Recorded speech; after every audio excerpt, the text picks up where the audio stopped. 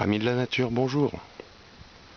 Je vais vous parler aujourd'hui du basilic sacré éthiopien, ou Tulsi tempéré, de son nom latin Oxymum bisabolenum.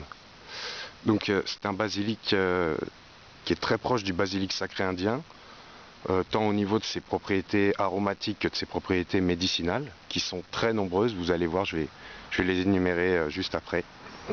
Donc pour rappel, le basilic sacré indien, c'est une des plantes majeures de l'Ayurveda, qui est la médecine traditionnelle en Inde.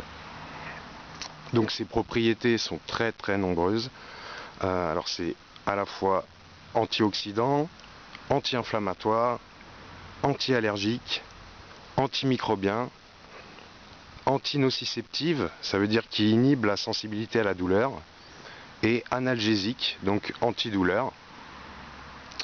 Donc on peut dire que c'est vraiment une plante extrêmement médicinale. On peut dire vraiment même que c'est une panacée et que on devrait tous en avoir dans son jardin, dans la mesure du possible bien sûr. Par ailleurs, c'est une plante extrêmement aromatique. En réalité, je ne connais pas d'équivalent. Vraiment, ça embaume, c'est un truc de dingue. Quand on passe à côté, à 2 mètres, on peut la sentir, quoi. C'est vraiment très très puissant. Très très puissant, et c'est vraiment une odeur, comment dire, vraiment très particulière. Ça sent le bonbon un peu, c'est vraiment quelque chose de très surprenant, quoi. Bah, moi là, j'ai été vraiment très surpris de l'odeur agréable que ça peut avoir. Il n'y a pas d'équivalent en réalité, enfin à ma connaissance en tout cas. Alors c'est une plante qui a différents usages, mais c'est principalement en infusion qu'on va l'utiliser en fait. Donc à raison de 3 grammes de plantes sèches par tasse, que vous faites infuser de manière classique, hein. Vous faites bouillir de l'eau, vous mettez vos plantes dans une tasse, et puis vous versez l'eau à 90 degrés environ dessus, et vous laissez infuser 10 minutes. Vous filtrez, et puis votre infusion est prête. Donc c'est vraiment très très puissant. Quand vous faites votre infusion, ça embaume toute votre maison, quoi. C'est vraiment, on ne peut pas passer à côté de cette odeur qui est vraiment très agréable. Moi, tous les gens à qui j'ai fait goûter cette tisane, cette infusion, ont vraiment beaucoup apprécié, quoi. Alors, j'ai parlé de 3 grammes de plantes sèches, mais évidemment on peut utiliser la plante fraîche, et c'est même là qu'elle est le plus intéressante, je dirais. Alors on peut tout consommer sur cette plante, que ce soit fleurs, feuilles, tiges. Donc dans les tiges, c'est moins aromatique, mais on peut tout mettre. Il n'y a aucun problème, il n'y a pas de toxicité, tout se consomme. Donc voilà, c'est très bien. Donc ça, c'est en infusion. On peut aussi faire des teintures mères pour garder pour plusieurs années les principes actifs de la plante. Donc en teinture mère, on fait macérer les plantes fraîches dans de l'alcool qui soit le plus fort possible, à au moins 45 degrés, pendant 1 mois minimum, ça peut être plus, à l'abri de la lumière et en remuant de temps en temps. Ensuite, on filtre la teinture et on conserve dans un bocal en verre. Et ça peut se conserver plusieurs années en conservant les principes actifs de la plante. On peut également l'utiliser en cuisine, mais je ne vais pas vous donner d'exemple parce que moi je ne l'ai jamais utilisé en cuisine, puisque c'est tellement aromatique qu'en fait, puis je ne sais pas si c'est avec du sucré, avec du salé, je ne l'ai pas vraiment testé, mais je pense que ça peut se marier avec certaines choses, mais j'ai pas fait le test. Mais bon, à vous de voir. Mais c'est essentiellement en infusion que moi personnellement je l'utilise. Alors, donc c'est vraiment une plante extrêmement médicinale, comme je viens de le dire, extrêmement aromatique. Et franchement, je vous invite vraiment à la cultiver dans votre jardin. Concernant la culture, donc là, comme vous pouvez voir, là il y a 7 pieds, donc ça fait pas des plants très hauts, hein, ça fait environ 40 cm de haut.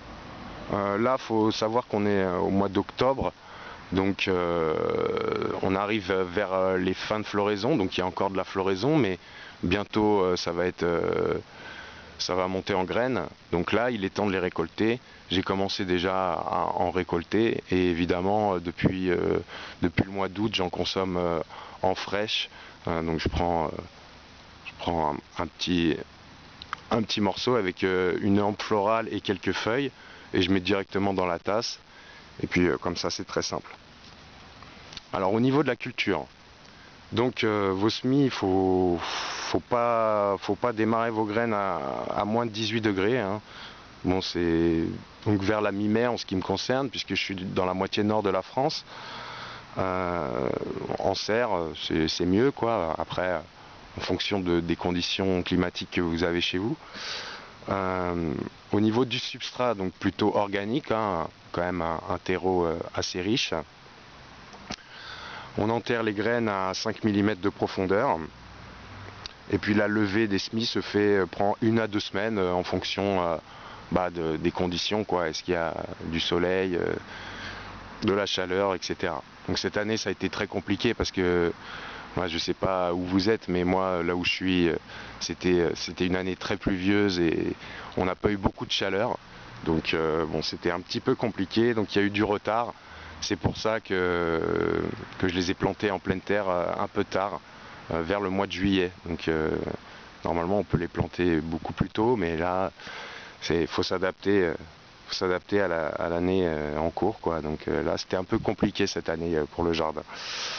Alors on peut faire les semis en godet ou en caissette. En godet ça permet de ne pas avoir à séparer, donc c'est quand même un peu plus pratique. Après vous faites comme vous voulez, hein. Ensuite, une fois qu'ils sont suffisamment grands, vous pouvez les planter en pleine terre, sauf si vous voulez les cultiver en pot. Mais il faut prévoir vraiment une exposition plein soleil. Donc là, bon, là il est un peu tard, donc le soleil est parti, mais ils sont plein sud.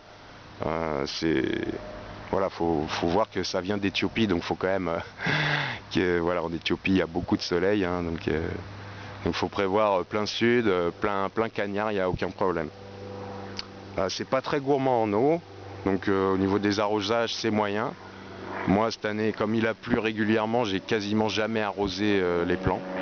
Ça s'est fait, ça s'est bien déroulé. Bon, j'ai pas eu besoin d'arroser.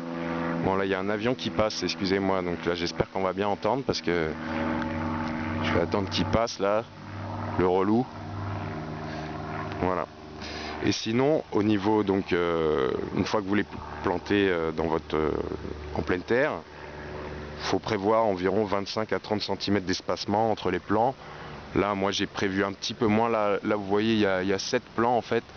Ils sont un peu serrés parce que comme je les ai plantés tard au potager, j'avais plus trop de place. Donc, j'ai fait au mieux, quoi. Mais bon, ils n'ont pas l'air de souffrir d'être un petit peu serrés les uns auprès des autres. Voilà. On peut donc tout à fait, comme je l'ai dit, faire une culture en pot aussi. Mais moi je privilégie toujours la pleine terre. Voilà, l'enracinement est toujours meilleur. Et puis voilà, les plants entre eux s'échangent un peu des nutriments. Donc c'est toujours mieux. Alors la récolte se fait donc entre le mois de juin et le mois d'octobre. On récolte les fleurs, feuilles, tiges, on récolte tout. Donc évidemment dans les tiges il y aura moins de principes actifs et c'est moins aromatique, mais on peut tout mettre, quoi. Il n'y a aucune toxicité, il n'y a pas de problème. Et les semences après on peut les récolter entre septembre et novembre. Donc là moi je vois que ça commence un petit peu à monter en graines. Je ne sais pas si on peut bien voir, mais voilà, ça commence à monter en graines, donc d'ici 1 à 2 semaines, je devrais avoir les premières graines. Et voilà, c'est important, hein, pour l'année suivante parce que c'est des plantes annuelles, hein, c'est pas vivace, donc il faut refaire ses semis chaque année. Voilà, donc c'est important de penser à récolter les graines pour l'année suivante. Voilà.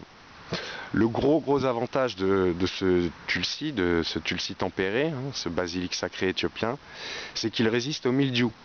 contrairement au basilic doux, hein, le basilic culinaire que tout le monde connaît, Oxymum basilicum, qui lui est sensible au mildiou. Voilà. Donc c'est vraiment une plante assez extraordinaire. C'est une plante en plus que vous aurez beaucoup de mal à trouver sur le marché parce qu'elle n'est pas, elle figure pas sur la liste en fait des plantes médicinales utilisées traditionnellement, qui est une liste établie par la l'ANSM, l'Agence nationale de sécurité du médicament et des produits de santé. Donc voilà, c'est eux qui décident si on a le droit ou pas de commercialiser telle ou telle plante. Donc comme c'est une plante qui n'a pas de toxicité avérée, je vois pas pourquoi elle n'est pas sur cette liste, mais bon, ça ce sont les aberrations hein, de la société occidentale.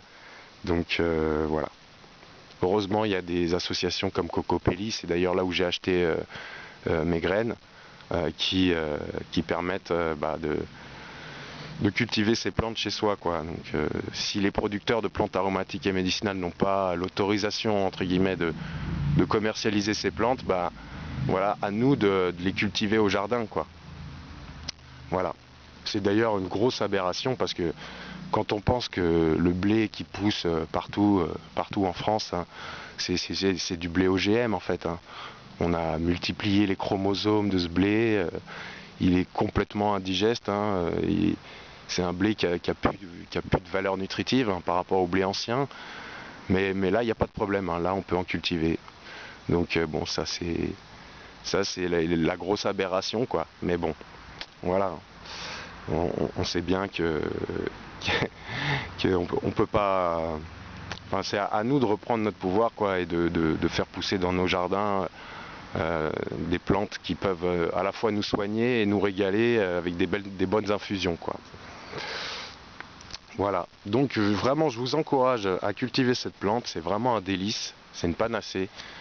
Donc je vais vous montrer un petit peu mieux ce que ça donne vu du dessus.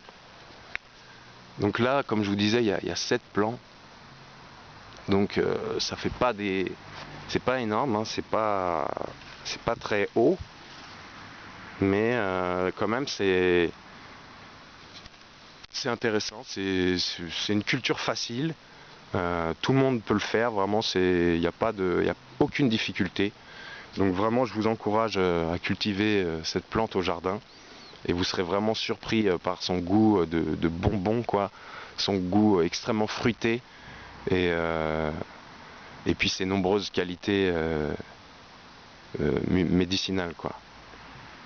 Voilà, donc là j'en ai récolté déjà, hein, j'en ai mis à sécher, mais vraiment c'est fraîche que cette plante a tout son intérêt. Donc par exemple, là vous prenez, tac, rien que ça, donc cette petite tige, il y a quelques feuilles, une petite hampe florale, franchement ça suffit pour une tasse, pour une infusion. Déjà ça suffit pour une tasse, c'est vraiment très très aromatique, quoi.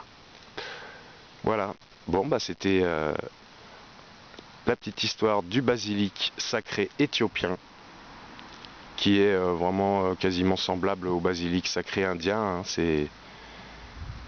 C'est une vraie panacée et bonne culture à vous, hein. Et puis à bientôt. Allez, salut!